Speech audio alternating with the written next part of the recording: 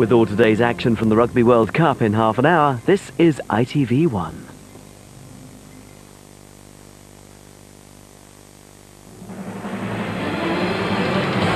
Tory's message to Duncan Smith: go now or face a bloodbath. Skydiver murder, 2 arrests, both thought to be the victim's friends. Police racism claims, senior officers express their shock. I felt physically sick as I watched The Secret Policeman last night. And Manchester United clinch victory in the Battle of Britain.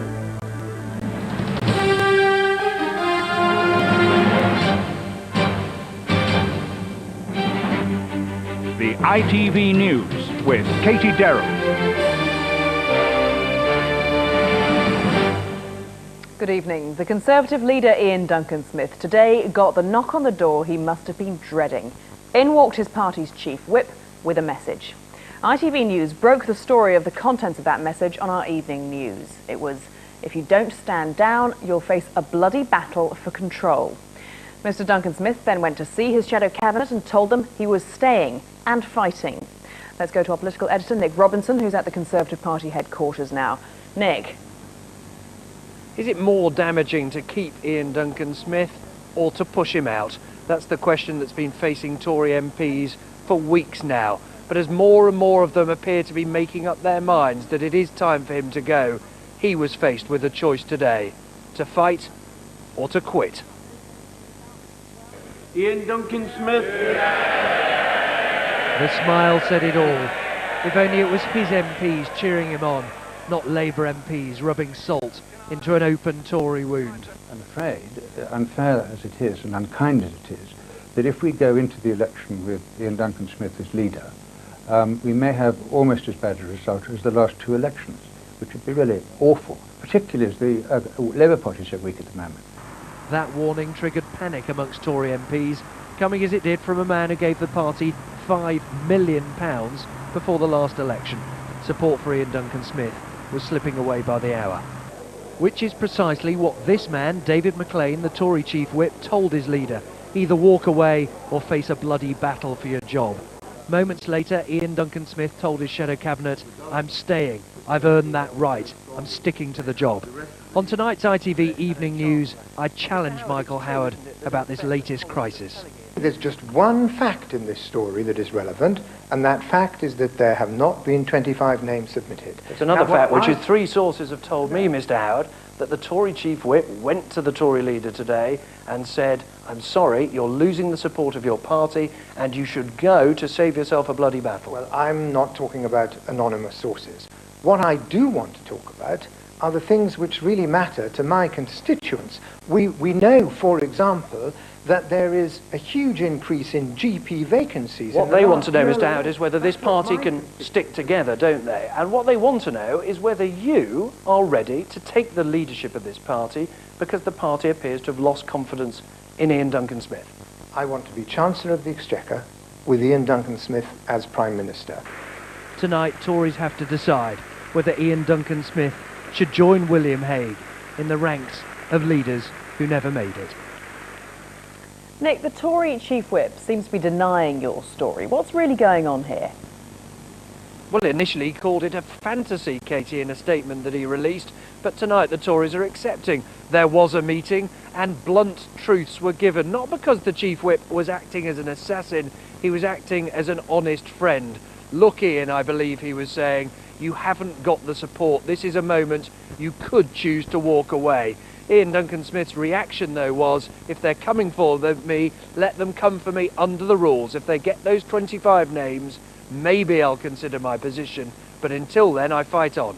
So, Nick, what do you reckon? Is this the beginning of the end for Ian Duncan Smith? It seems as if it must be.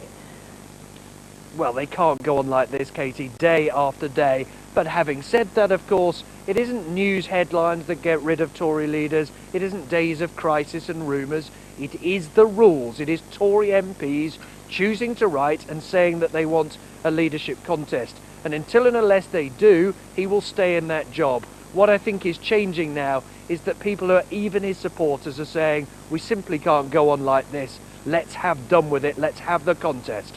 But is there any chance at all of the party actually uniting behind a different leader? That's the huge problem. That's why, frankly, he's still in his job. Tory MPs now, I think, predominantly believe that Michael Howard is that man, experienced and trusted by them. But the problem is they don't get the final choice. It's Tory members. They fear Michael Howard is not a popular choice, and it's the sheer unpredictability of what might happen if Ian Duncan-Smith is removed that so far has kept him in the job, but perhaps for not that much longer. Indeed. Nick Robinson, thank you. Two 19-year-olds are tonight being questioned about the death of the skydiver Stephen Hildur, who had the ropes of both his parachutes cut. They've been arrested on suspicion of his murder. Both are believed to have been friends of his and fellow cadets at the Defence Academy where Mr Hildur was training. From there, Geraint Vincent reports. Off to enjoy the sport he loved. These were the last moments of Stephen Hildur's life. After completing this skydiving routine, he discovered that the lines on his main parachute and his reserve had been cut, and he plummeted 13,000 feet to his death. The 20-year-old's body was found in a cornfield more than half a mile from the drop zone at Hibblestow Airfield in Lincolnshire. Stephen's murder stunned all those involved with the sport. How and why his kit was tampered with remains a mystery. The police investigation has been based on two assumptions: that Stephen's death was connected to his personal life, and that someone from within the skydiving community knows why he was murdered and who did it. In the 4 months since he died, Stephen's parents and his girlfriend have made appeals for information. In the search for clues, detectives have studied in detail a home video of a fancy dress party Stephen went to the night before his murder. Today, Humberside police confirm that they've arrested two 19-year-old men who were based at the Shrivenham Defence Academy near Swindon, where Stephen was also enrolled. They're believed to be friends of his.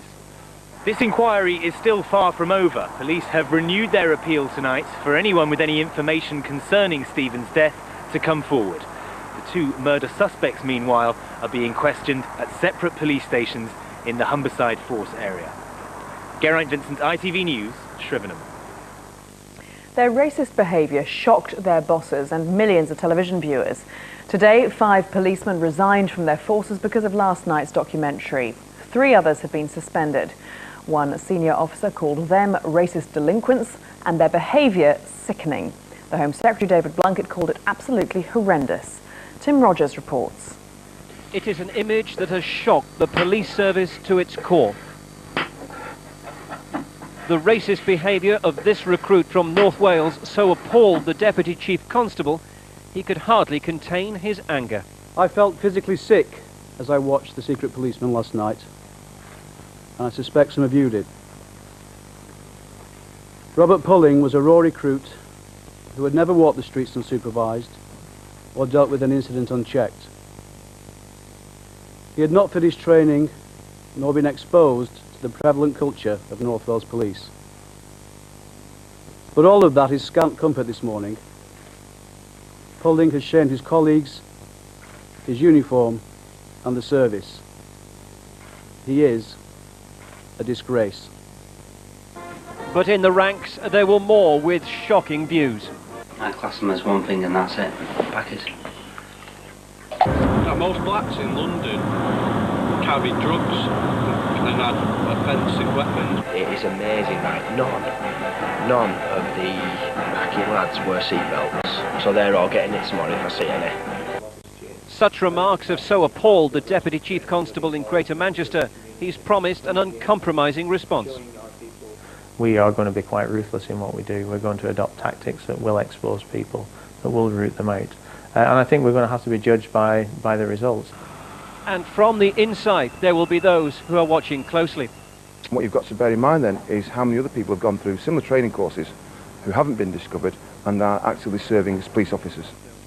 And now the secret is out. The force for change will be irresistible. The damage has been done and the fallout is considerable. And an inquiry will now examine how racists slip through the net. The task ahead will be to ensure that they never do so again. Tim Rogers, ITV News, Manchester. Britain's top sprinter Dwayne Chambers insists he's never knowingly taken drugs to improve his performance, even though he's failed a dope test.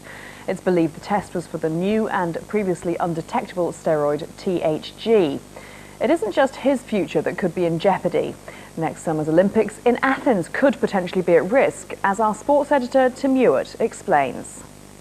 This is Dwayne Chambers, 25 years old, born in North London. He's European 100 metres champion, European record holder, and a gold medal hopeful for the Olympics. But today, Dwayne Chambers was at the centre of the furore over a new drug that's generating one of athletics' biggest scandals. He admitted testing positive for the newly discovered steroid THG, but he denied cheating. His lawyer spoke on his behalf. My client wants to clarify that he will not accept nor tolerate any accusations or implications that this was a willful or calculated attempt on his behalf to deceive the authorities. This is the man Chambers blames, Victor Conti, head of a company making nutritional supplements in San Francisco. US drug investigators believe THG was developed in Conti's laboratories and that chemists made it undetectable. Chambers says his coach Remy Korchemny told him to use Victor Conti as his nutritionist. He insists he'd never heard of THG, and that when he tested positive, Conti assured him all the supplements he'd been given were within the rules. A lot of the people who are sitting there and watching TV is going to be pointing the finger at anyone who's out there winning and say, well, they must be doing drugs, or they must be, oh yes, and that drug that's not detected now, they must be taking that. And that is so sad.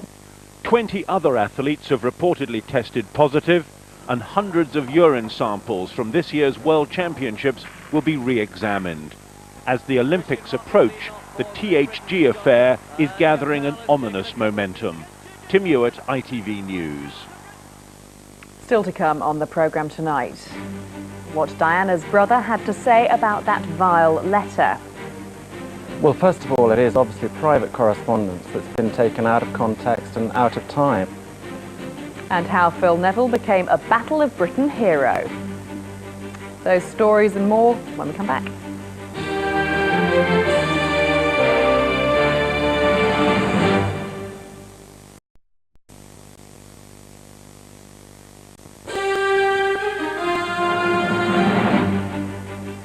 Welcome back. Hello again. Earl Spencer today tried to talk his way out of that letter, the one he wrote to Princess Diana saying he thought she needed psychiatric help. He said it had been taken out of context. He criticised her butler, Paul Burrell, for publicising that one in his book rather than all the loving letters he'd sent. Here's our royal correspondent, Tom Bradby.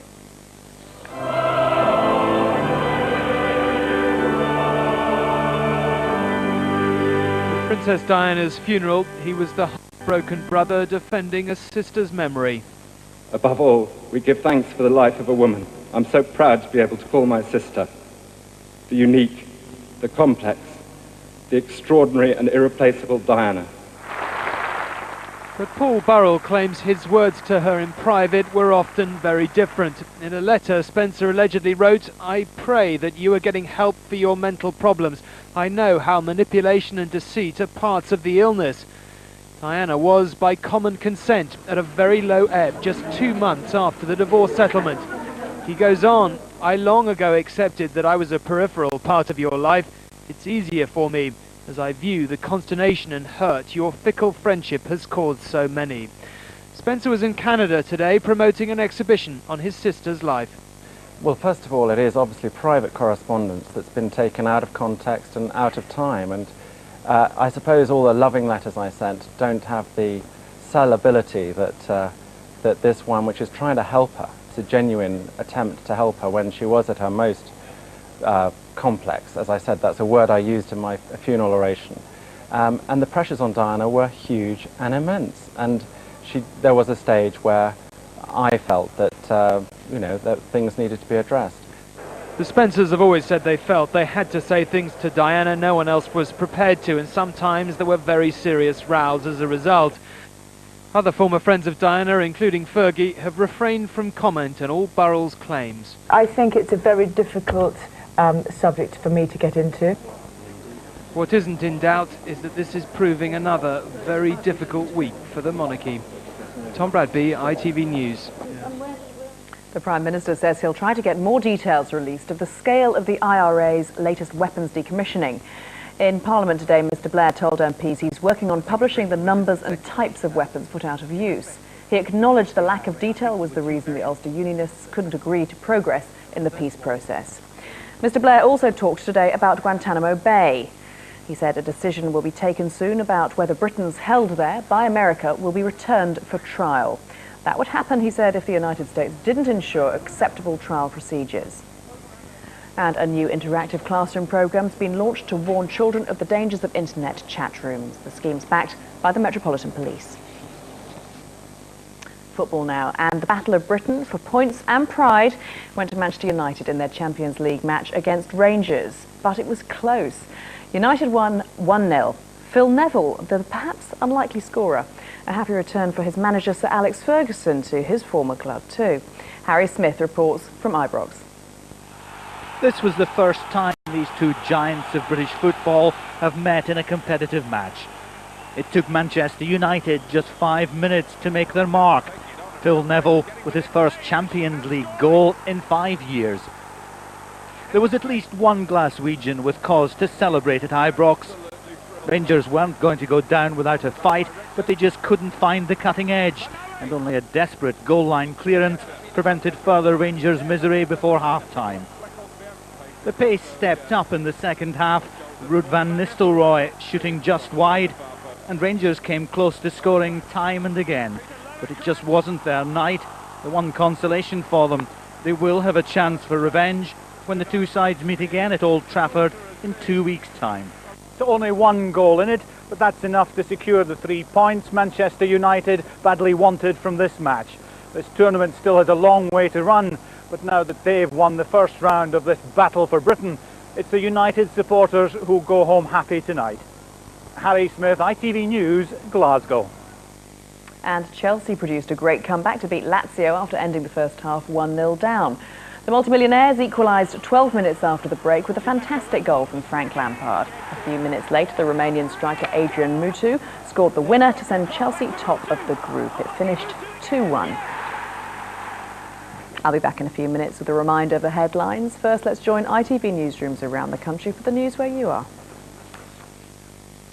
Good evening, I'm Jonathan Wills. These are the headlines in London tonight. For the third time in 6 days, the Underground has inflicted chaos on passengers. Following the 2 derailments at the weekend, tube users were stuck in a tunnel on the Victoria line for more than an hour during this morning's rush hour. This afternoon, one of the firms responsible for tube maintenance was grilled by MPs. Our political correspondent Simon Harris has this report. Once again, the tube comes to a standstill. Once again, a finger of suspicion is pointed at partial privatisation. Thousands of commuters were affected when a Victoria Line train broke down in a tunnel near Oxford Circus at the height of the morning rush hour. Passengers trapped on board had to wait until 2 empty trains were brought up behind.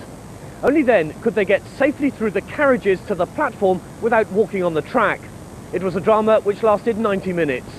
Among the thousands late for work, London's Mayor Ken Livingstone, a fierce critic of partial privatisation, or PPP. This latest incident indicates once again the fragility of the system. All 3 of the PPP consortia have now had major problems in the space of just half a week. The worst was Camden Town, a derailment on the Northern Line on Sunday.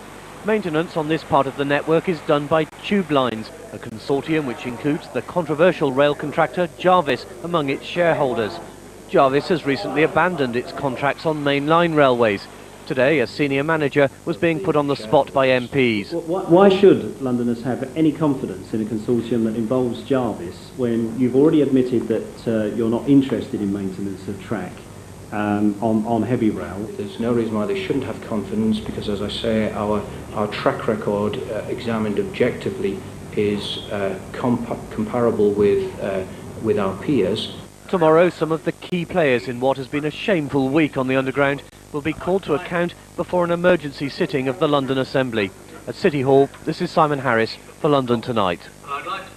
Police are investigating the death of a man in Hounslow. The man, who's thought to be between 30 and 40 years old, was spotted by a group of walkers in Beavis Park.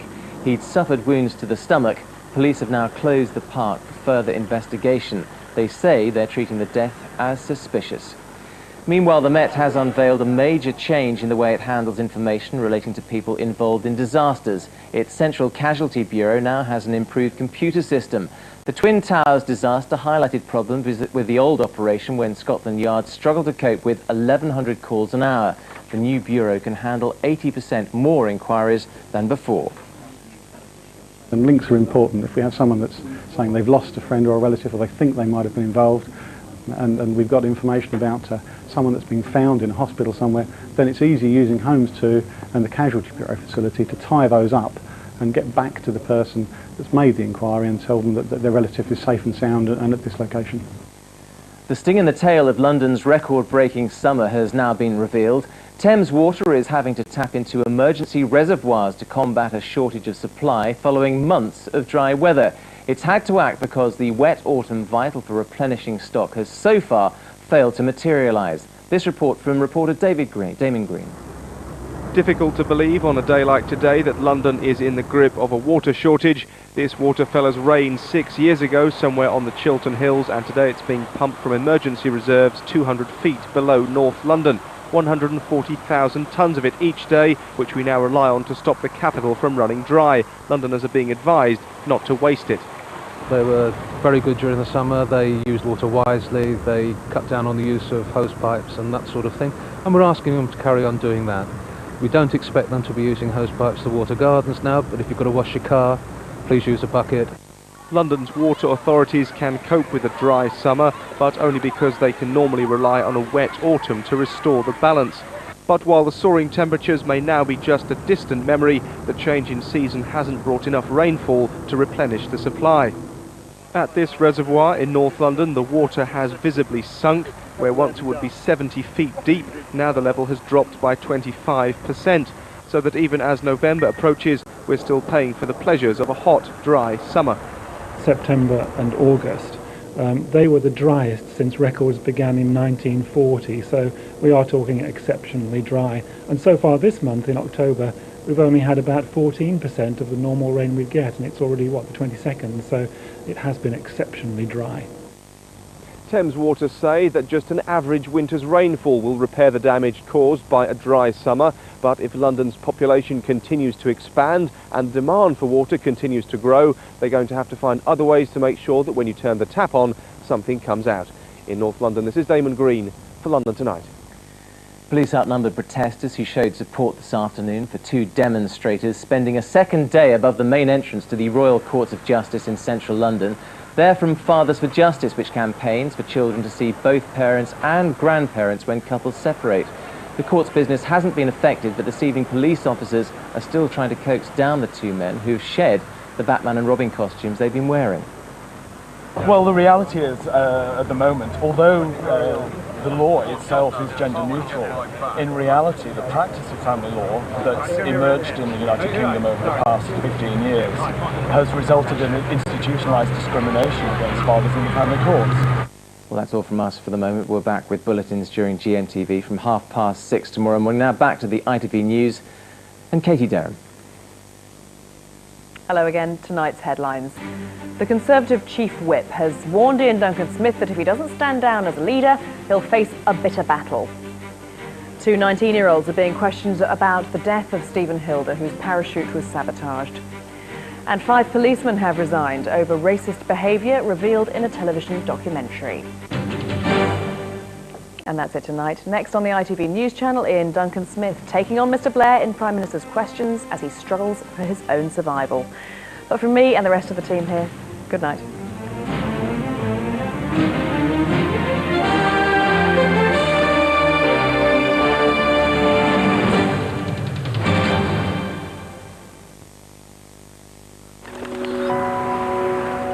ITV National Weather, sponsored by PowerGen. PowerGen, power in good hands. Hello, good evening. We've had a bit of everything out there today. Rain, hail, sleet, snow, thunderstorms. Things will quieten down slowly overnight tonight. There's still a lot of showers around at the moment, a lot of rain in the southwest too. That will gradually edge away. We'll keep a few showers down the east coast overnight. Inland areas become drier and clearer through the night. Temperatures down to around -2 in the northwest, but not as cold most places as recent nights have been.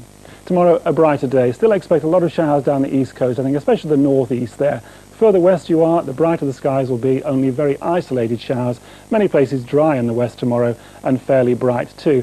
But not very warm. Temperatures in single figures for most. Might just make double figures across the south, but you'll have strengthening northeast winds there, making it feel cold. Power Gen. Power in good hands.